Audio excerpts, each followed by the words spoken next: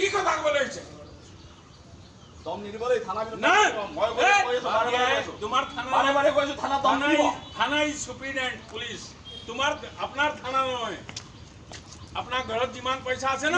মই এতিয়া ইউনিফৰ্মত আছো হাত পিছত যান বাহন আৰক্ষীৰ পোছাক পৰিহিত এজন আৰক্ষী বিষয়া আৰু এগৰাকী বিজেপি নেতা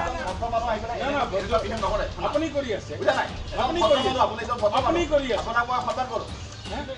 কৰ্তব্যৰত আৰক্ষীক ধমক বিজেপি নেতাৰ কি কথা ক'বলৈ হৈছে দম নিদিবলৈ থানা নেতাজন অনুপ সিং ৰাজপুৰোহিত অভিযোগ মতে নো পাৰ্কিঙত গাড়ী ৰখোৱাৰ বাবে ৰাজপুৰোহিতৰ ব্যক্তিগত বাহনৰ চালকৰ পৰা জৰিমনা বিহিছিল যান বাহন আৰক্ষীয়ে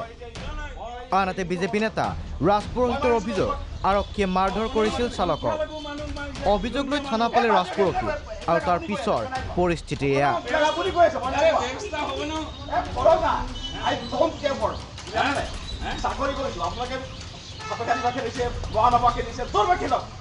ধমক দিয়া বিজেপি নেতাক আৰক্ষী বিষয়াৰ প্ৰত্যুত্তৰ আই ডোণ্ট কেয়াৰ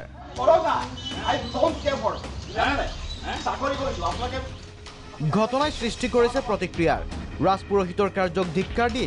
আৰক্ষী বিষয়াগৰাকীক গামোচা পিন্ধালে দল সংগঠনে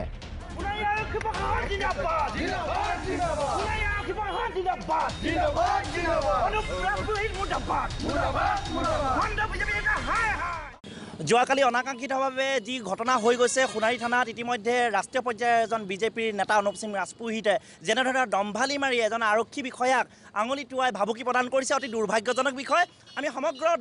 বিষয়টোক আমি টাই অসম যুৱ পৰিষদৰ তৰফৰ পৰা নিন্দা জনাইছোঁ